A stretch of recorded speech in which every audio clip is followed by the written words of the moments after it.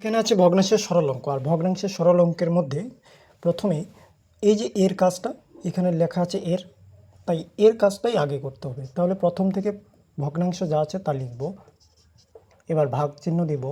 এবার এই যে জায়গাটুকু এখানে এই জায়গায় বা এই অংশের মধ্যে অঙ্কটা করব। যেমন আছে কত 7/2 এর, এর মানে হচ্ছে গুণ 2/1, এর এর কাজ আগে করতে হয়, এর মানে গুণ। তাহলে এবার গুণের কাজটা করব, আর এদিক থেকে ভগ্নাংশ যা আছে তাই রাখবো, ভাগ চিহ্নটা যা আছে তাই থাকবে। গুণের কাজ করলে 14, 7 দুগুণে 14 আর 2 একে 2।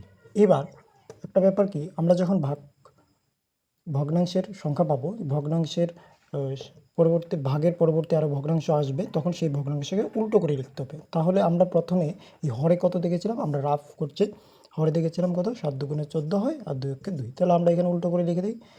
উল্টো করে লেখার জন্য এখানে ভাগ চিহ্ন গুণ করব এবং এটাকে উল্টে লিখব। তাহলে 14 লিখলাম উপরে এবং 2 আসলো নিচে। এবার লব আর হরকে কাটাকাটি যদি যায় তাহলে করব, যেমন 7 দিয়ে ভাগ যায় 14কে, 7 দুগুণে 14, 2 দিয়ে 2কে যায় ভাগ 2। তাহলে সর্বশেষ উত্তর 3 অ্যান্সার।